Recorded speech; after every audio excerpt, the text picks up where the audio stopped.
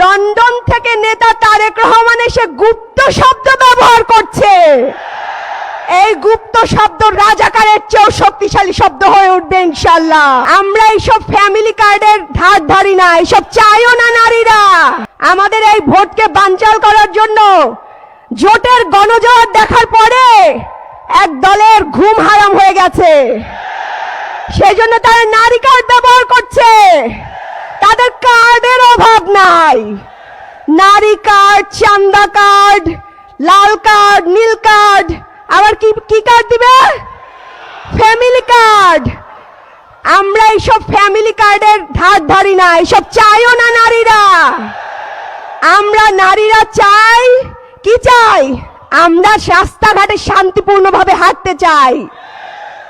আমরা এই চান্দাবাজি দেখতে চাই না।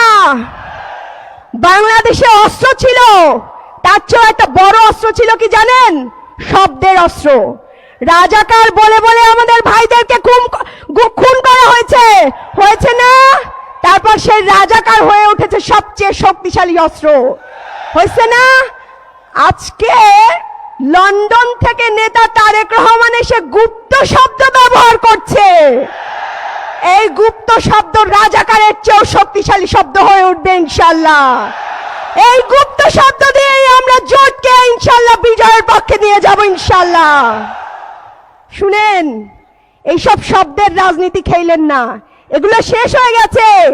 আপনি যখন লন্ডন থেকে আসছিলেন, তারেক রহমান যখন লন্ডন থেকে আসছিলেন, তখন আমরা অনেক আশা নিয়েছিলাম যে উনি বোধহয় দেশের উন্নয়নমূলক কাজ করবেন, ভালো কথা বলবেন। কিন্তু তিনি কোন স্তরের কথা বলছে সেটা আমার বলতে দ্বিধা লাগছে। একজন নেতার মুখে, ওই স্তরের নেতার মুখে এরকম গুপ্ত শব্দ মানায় না। এইসব এক শব্দে হাসিনার পতন হয়েছে। আপনারা যদি এইসব শব্দ ব্যবহার করে মানুষকে ঠেকাতে চান, তাহলে কি হবে? জি, শব্দেরই পতন হবে ইনশাআল্লাহ। শুনেন, আপনারা সবাই দাঁড়িপাল্লা স্লোগান দেন, আমরা একটা স্লোগান একটু দেই। শাপলা কলির একটা স্লোগান হবে, জিততে এবার, জিততে এবার, এবার দাঁড়িপাল্লা জিততে এবার। শুনেন ভাইরা, আমাদের জামাত ইসলামের ভাইরা আমাদের ভাইদের জন্য অনেক কষ্ট করছেন। আমাদের আমরা আবার বোনরা তাদের পাশে দিয়ে কষ্ট করছি।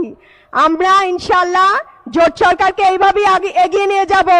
ইনশাআল্লাহ বাংলাদেশ ঐক্যবদ্ধ জোট ক্ষমতায় আসবে এবং আমরা আগামীতে ইনসাফপূর্ণ একটা রাষ্ট্র গঠন করব, যে রাষ্ট্রে কোন জামাতের সেক্রেটারির ওয়াইফকে বিধবা হইতে হবে না।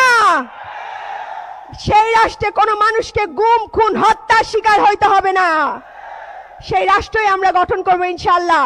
এবং সেই রাষ্ট্রে সবাই মিলে আমরা হাদি হত্যার বিচার করতে পারবো না?